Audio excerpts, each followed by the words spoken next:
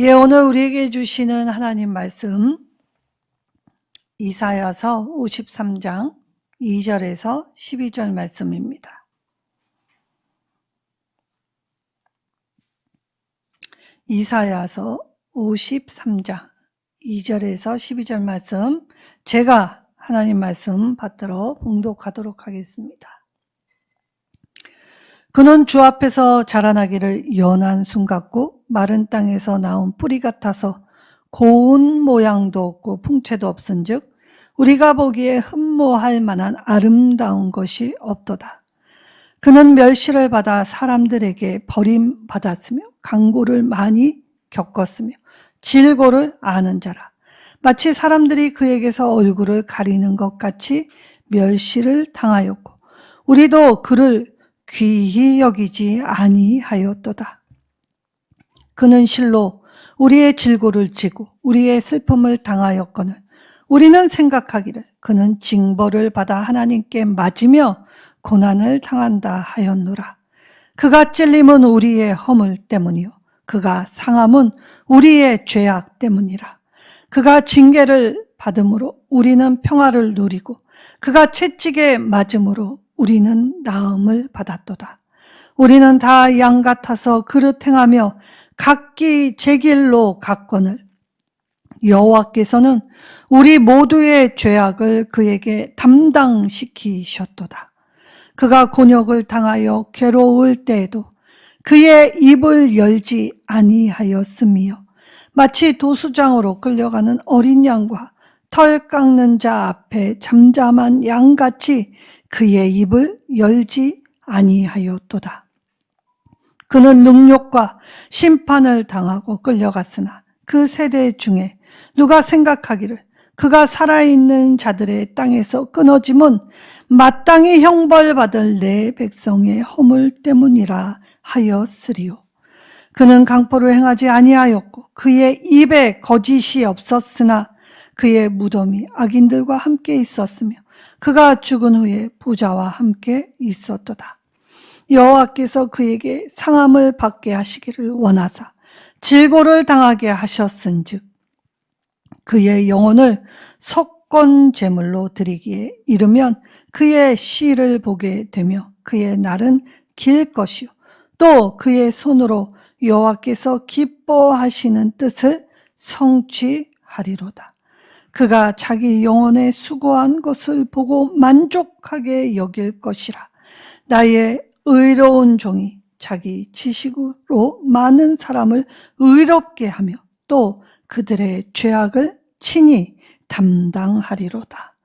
그러므로 내가 그에게 존귀한 자와 함께 몫을 받게 하며 강한 자와 함께 탈취한 것을 나뉘게 하리니 이는 그가 자기 영혼을 버려 사망에 이르게 하며 범죄자 중에 하나로 헤아림을 받았음이라. 그러나 그는 많은 사람의 죄를 담당하며 범죄자를 위하여 기도하였느니라. 아멘. 자, 메시아 왕국, 하나님 나라. 자, 이사야 선지자는 고난받는 종의 노래를 통하여 메시아의 사역, 그리고 메시아가 어떤 분이신지, 그리고 그 사역을 통해 이 백성은 어떻게 받아들일 것인지 예언하였습니다. 자, 메시아, 기름 부음을 받은 자라는 뜻입니다. 자, 예수님은 구원이라는 뜻을 가지고 있지요. 자, 메시아 되신 예수님, 기름 부음을 받아 하나님의 백성을 구원하신 분이 바로 예수 그리스도이십니다. 구약에는 이 기름 부음을 받은 자, 메시아라는 칭호를 받는 삼중직이 있지요. 자, 먼저 왕입니다. 자, 왕은 이 처음 왕의 직무를 수행하게 될 때 하나님 앞에서 기름 부음을 받게 되어 있었습니다. 그리고 또 한 사람은 제사장이었지요. 자, 제사장, 대제사장은 위임식을 통하여 기름 부음을 받습니다. 그리고 또 한 그룹 바로 선지자였습니다. 그래서 왕과 제사장과 선지자는 직무를 처음 감당할 때 기름 부음을 받게 되었지요. 그래서 임직식에 우리가 오늘날에 이 구약의 기름 부음을 받았다라는 뜻으로 임직을 하게 되면 안수기도를 받는 것입니다. 하나님께 기름 부음을 받은 자, 성별된 자라는 뜻을 가지고 있죠. 자, 사람, 하나님께 성별된 존재, 그리고 직분, 하나님의 일을 하기 위해 성별됨. 그래서 직분을 받을 때 이 몸을 구별하는 이 모습으로 이 위임식과 안수식, 임직식을 통해 안수를 받게 되는 것입니다. 자, 그러면 메시아는 어떤 사역을 하는 거냐? 주로 하나님의 백성을 위해서 이 하나님의 구원을 이 중재하는 역할이 바로 이 메시아라는 것입니다. 자, 그러면 이 이스라엘 역사의 이스라엘 왕과 또 이 하나님의 제의를 맡은 선지자와 제사장뿐만이 아니라 이방 왕이었던 고레스에게도 하나님은 이 메시아 칭호를 쓰게 하여 주셨습니다. 자, 이방 왕 고레스는 이 이스라엘 민족의 하나님을 찬양하였고, 그리고 이스라엘 민족이 이 하나님을 경배하고 또 온전히 예배하기 위해 자신의 고국으로 돌아갈 때 많은 예물을 주어 돌아갈 수 있도록 선대하였던 사람입니다. 자, 바벨론에 70년, 자, 한 세대가 가고 1.5세대에서 2세대가 가면 사실 부모 세대에 있었던 것, 고국이 없는데 무얼 그리 지킬 수 있겠습니까?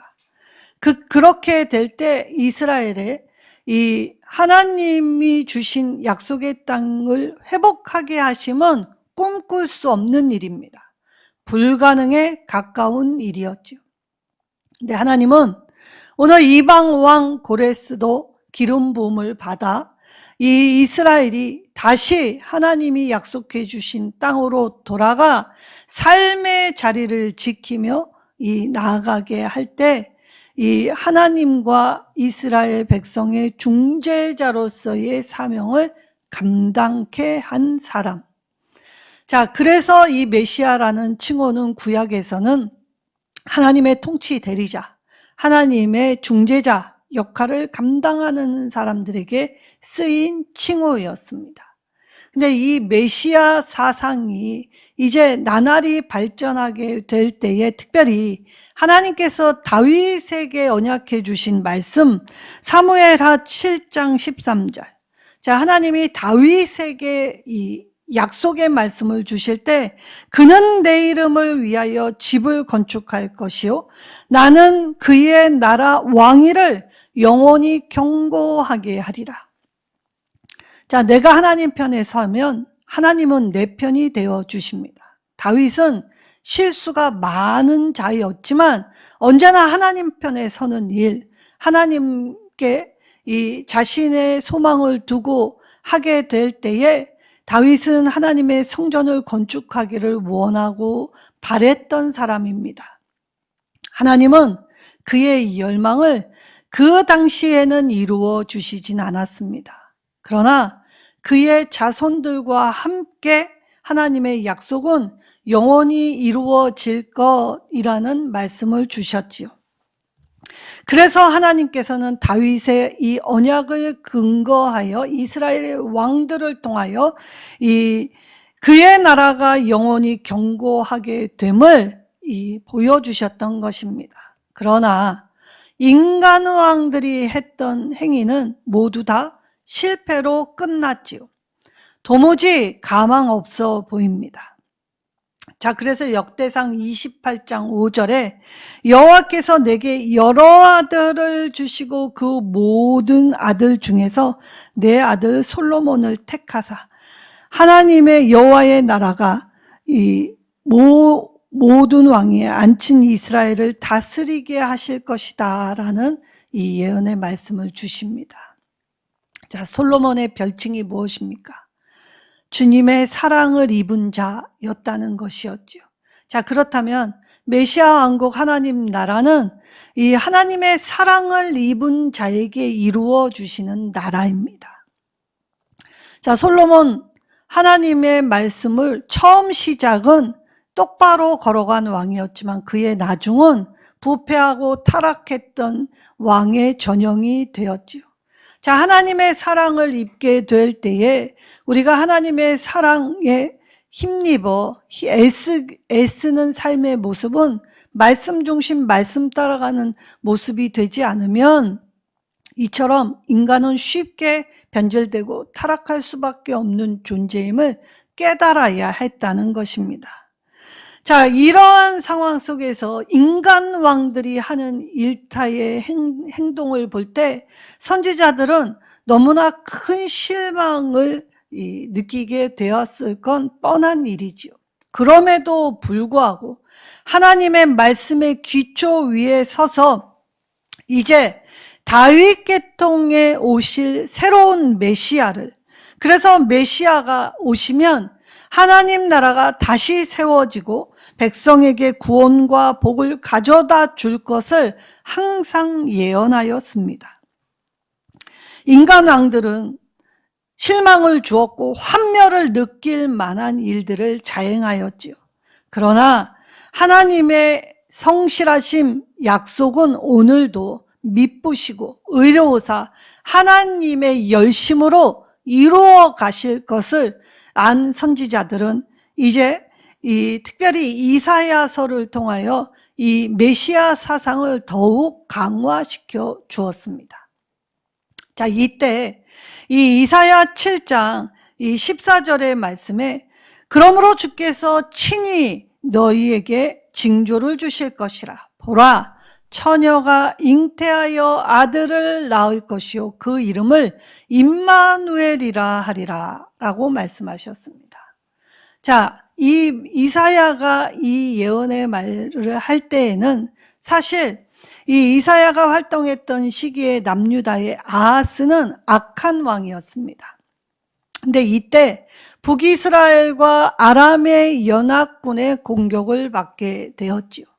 그래서 나라가 어려운 지경에 처하게 되었을 때에 이사야에게 주신 이 말씀을 통하여 아하스 왕의 왕비였던 이 왕비가 낳은 아들이 누구였습니까? 바로 히스기야였습니다. 자, 악한 왕의 행보를 따르지 아니하며 이 메시아 왕국의 이 기초석을 놓았던 왕 히스기야. 그래서 작게는 이 아하스 왕, 세상이 악할지라도 악이 관영할지라도 하나님이 붙들고 계시면, 하나님이 함께 하시면 우리가 생각하는 결국이 아니라 하나님이 말씀하시는 이 뜻대로 이루어진다라는 것을 알기 때문에 이때의 한 아들은 그 다음에 날 히스기야 왕을 의미하는 것일 수도 있지요. 그러나 이 예언은 신약의 마태가 이 예언의 말씀을 들어 다윗의 계통에서 진정으로 그러니까 세상 왕들이 하는 이 일들이 아닌 하나님의 말씀을 친히 보여주실 왕, 이 하나님의 뜻을 보여주며 구체적으로 하나님 나라를 세워가는 진짜 메시아, 그래서 예수 그리스도에 대한 예언이다라는 걸 말씀해 주셨습니다. 자, 한 처녀에게서 이 아들을 낳는다. 자, 우리는 모두 남자의 후손입니다. 근데 원래 이 첫사람이었던 아담과 하와가 하나님께 범죄하였을 때 이미 하나님은 인간이 죄로 인하여 죽을 운명에 처할 때 이미 이 죄에서 건져 구원하시기 위한 프로젝트를 그때부터 시작하셨습니다. 그래서 여자의 후손은 이 사탄의 머리를 밟을 것이요, 또 사탄은 이 여자의 후손의 발꿈치를 물 것. 자, 그 말은 무엇입니까? 아무리 회방 논다고 하여도 머리를 밟으면 끝입니다. 발꿈치를 물어봐야 큰 해를 가질 수 없죠. 그러나 발꿈치를 물면서 이 저항하는 건 바로 사탄의 세력들이 하는 일들이죠. 자, 예수 그리스도는 그래서 말씀을 따라 이 땅에 오실 때 육신을 가지고 오셨습니다. 자, 그래서 성육신, 하나님께서 말씀으로 이 땅에 육신을 가지고 오신 정말 아주 놀랍고 위대하고 특별한 일로 하나님의 메시아가 어떠한 사역을 하게 되는지 이름을 통해서 말씀해 주셨죠. 임마누엘, 하나님의 백성과 함께 하겠다라는 뜻입니다. 그러니까 메시아는 하나님의 백성들을 끝까지 책임져서 하나님의 구원을 이룰 수 있도록 우리와 함께 하시기 위해 이 땅에 오신 분이라는 것이죠. 근데 이때 우리가 기대하는 메시아의 이 모습에 전혀 생각지 못한, 어쩌면 처절하고 처참한 이 고난받는 종의 모습을 오늘 말씀에서 이사야 53장에 이 예수님의 사역을 알게 해 주었던 것입니다.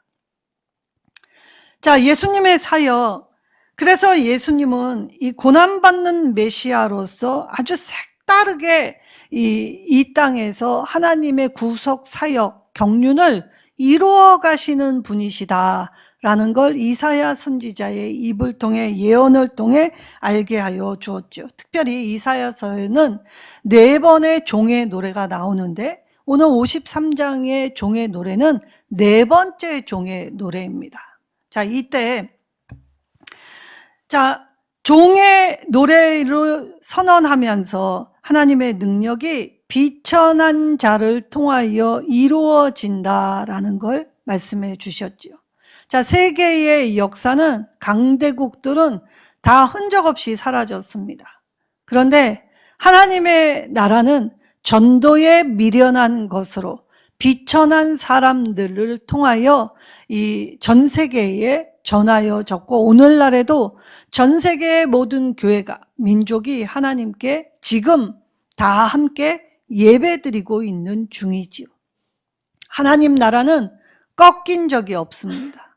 어렵고 힘들 땐 더 세상을 향하여 이 활기차게 나아간 나라가 하나님 나라이지요.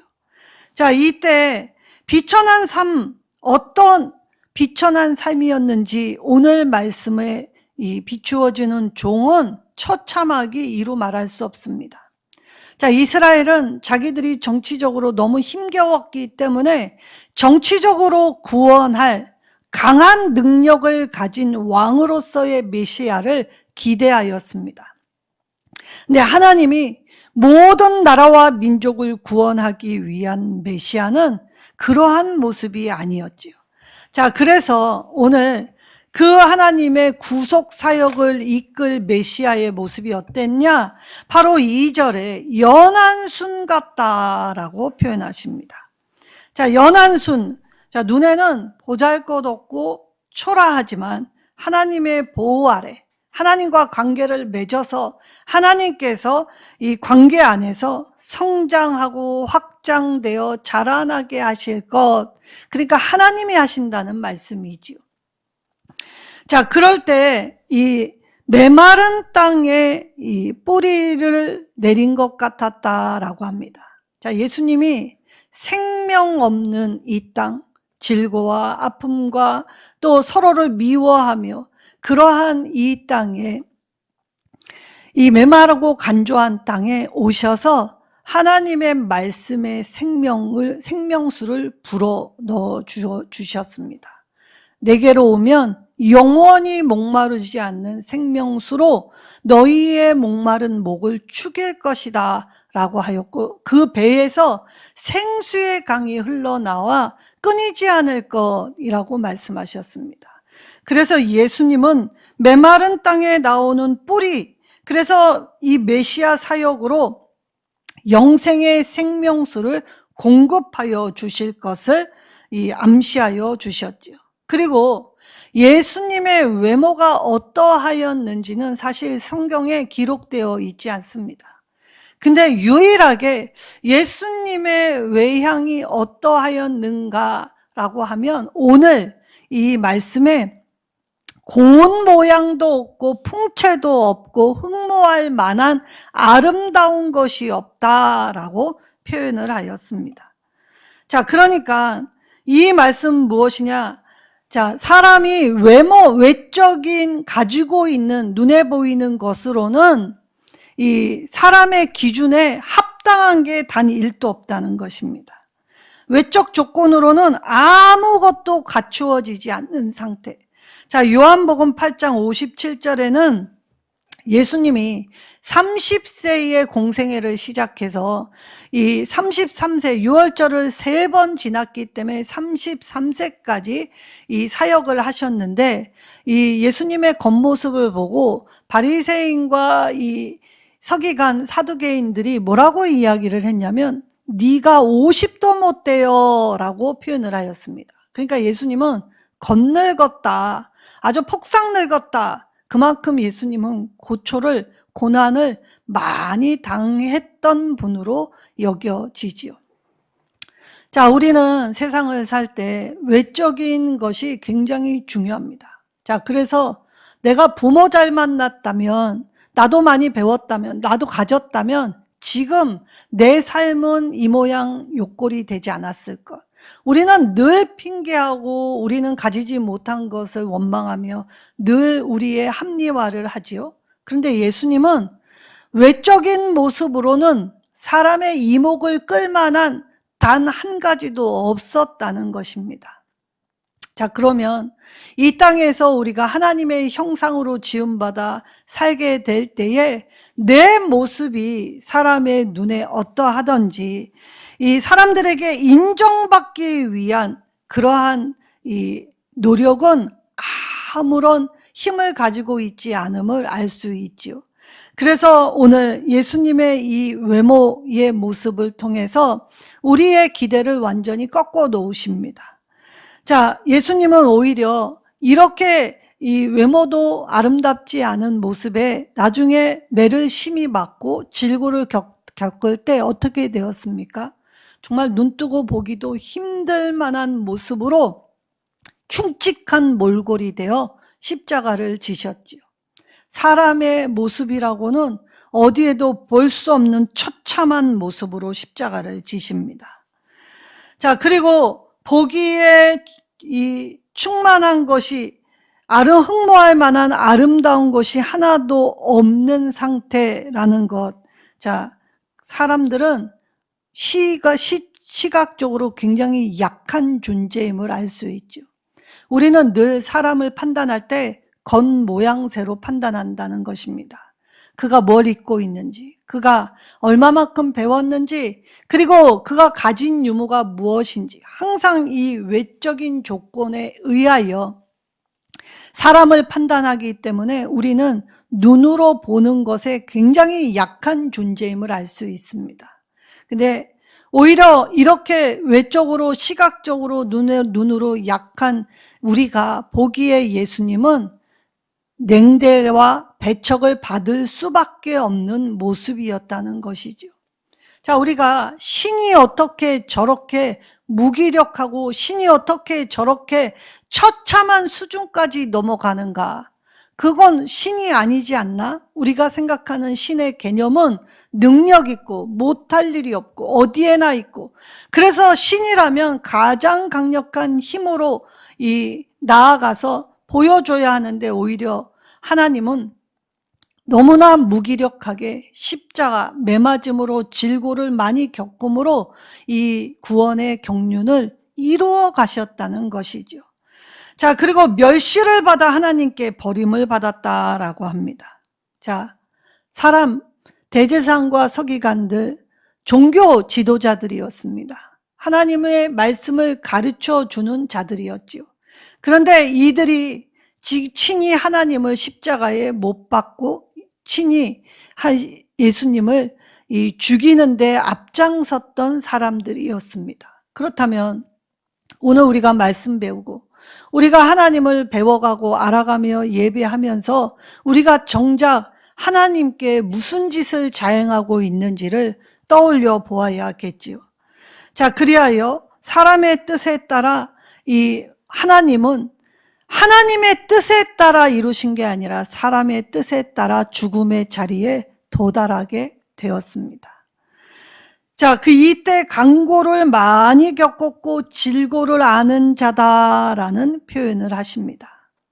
자, 우리의 인생에서 얼마만큼 아픈지, 얼마만큼 힘든지, 얼마만큼 일어서기 힘든지 예수님은 친히 이 육체로, 그래서 우리의 정신적 감정의 힘듦, 우리의 육체의 노동의 힘듦, 그 모든 것을 몸으로 다 체휼하신 분이십니다. 그래서 우리는 때때로 그렇지요. 내가 누군가의 위로를 받게 될 때 섣부른 위로라고 들을 때 마음 안에서 일어나는 분노. 네가 내 고통을 알아? 네가 내 고통을 알아서 네가 지금 감히 나를 이해한다고 하는 거야? 화가 날 때가 많습니다. 근데 유일한 분, 우리의 모든 고통을 아시는 주님은 우리의 참된 위로자가 되어 주시지요. 주님은 아십니다. 주님은 친히 다 겪으셨습니다. 우리가 이러한 견디기 어려운 모든 과정을 겪으시면서 우리의 참 위로자가 되어 주시려고 하나님이 육신을 입고 이 땅에 오셔서 우리를 구원하시기 위해, 우리를 이해하시기 위해 겪어주신 분이시라는 것이지요. 그래서 하나님만이 유일하게 다 알고 계십니다. 자, 이때 3절에 마치 사람들이 그에게서 얼굴을 가리는 것 같이 라는 표현을 합니다. 자, 그 말은 무엇입니까? 외면당했다는 말입니다. 외면만 당한 게 아니라 배척당했다는 뜻이죠.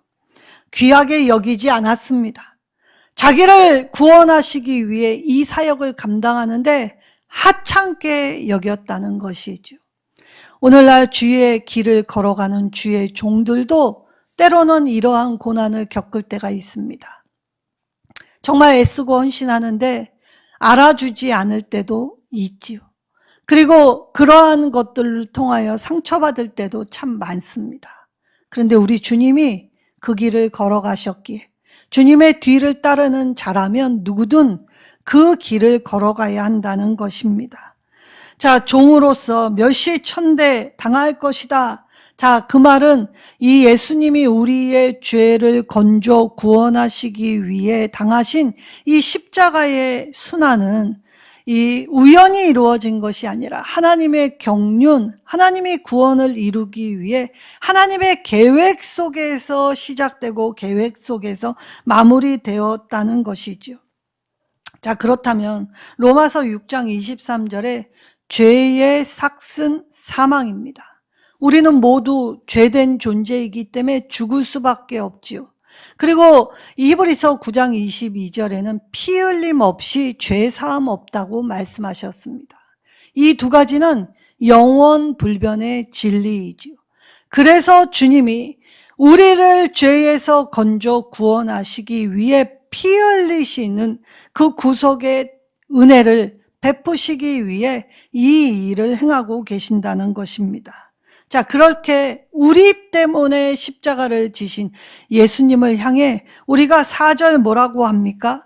그는 징벌을 받아 하나님께 고난을 당한다라고 표현을 합니다. 자, 우리가 우리의 삶에서 종종 어려운 일을 만날 때 그 모든 일들은 다 하나님께 잘못했기 때문에 처맞는 일입니까? 자, 우리가 여러 가지의 일을 겪을 때 이 하나님의 구속 안에서는 내가 내 관리 못해서 겪는 일도 있고 하나님의 영광을 드러내기 위해 겪는 일도 있습니다.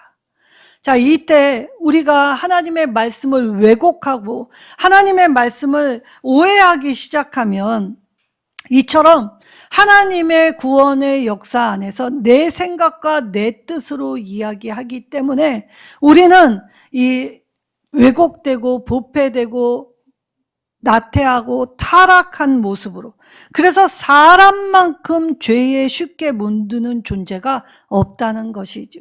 사실 사람이 하는 행위를 보면 짐승도 하지 않는 일들을 종종 할 때가 있습니다.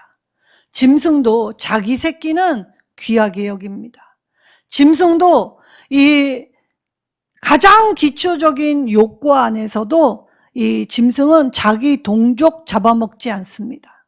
사람은 굶게 되면 이 같은 종인 인간을 잡아먹는 것이 사람이라고 하죠.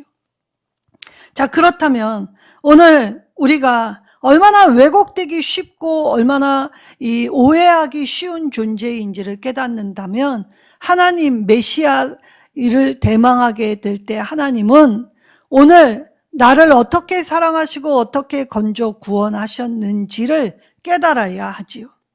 그리고 구멍이 뚫릴 만큼이라는 표현을 하십니다. 실제 이 예수님의 손과 발은 못을 박아 구멍이 나 있었습니다. 자, 도마가 나는 그 손과 발을 만져보기 전에는 믿지 못하겠다라고 할 때 예수님을 직접 만난 도마는 그 손과 발을 만지지 않았습니다.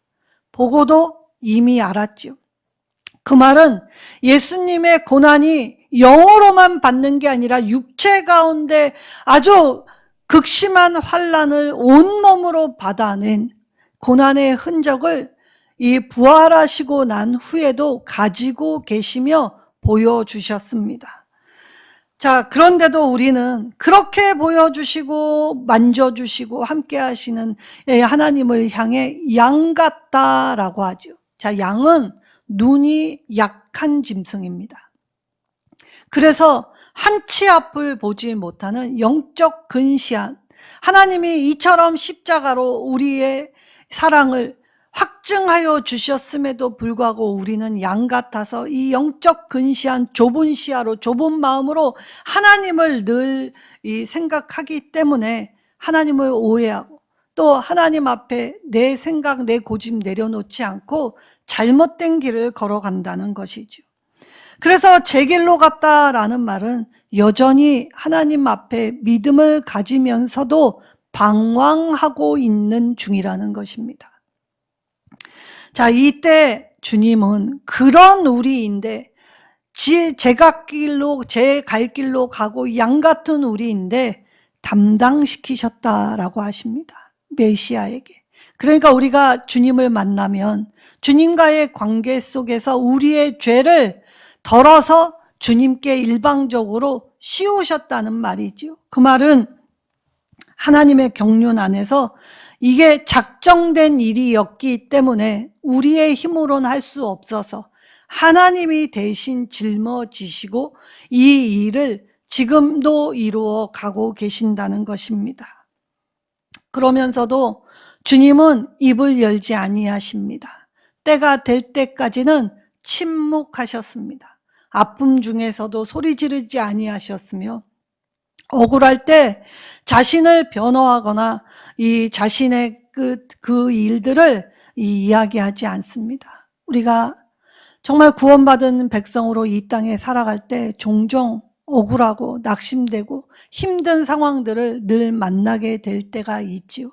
그래서 주님은 십자가를 우리의 마음에 보여주시고 붙들게 하시며 십자가를 부르게 하셨던 것입니다. 주님이 우리와 함께 하셔야 이 모든 것들 속에서 능히 이기며 주님과 함께 나아갈 수 있게 되기 때문이지요. 자, 그러면 이사야가 행한 이 메시아의 순환받는 종은 이제 신약의 예수님의 모습을 통해 이루셨고, 오늘날 우리에게 하나님께서 이 십자가의 능력이 어떤 것인가를 깨닫게 하여 주셨지요. 자, 그렇다면 오늘 회개하라, 하나님 나라가 가까이 왔다라고 외쳤습니다.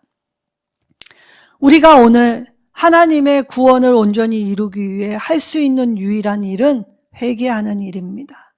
나의 옳음이 아니라 나의 죄악됨을, 그래서 내 죄를 담당하신 예수님을 바라봄으로, 예수님의 손을 잡고 일어섬으로 회개할 때 하나님 나라가 이미 저와 여러분 안에 시작되었다는 것이죠.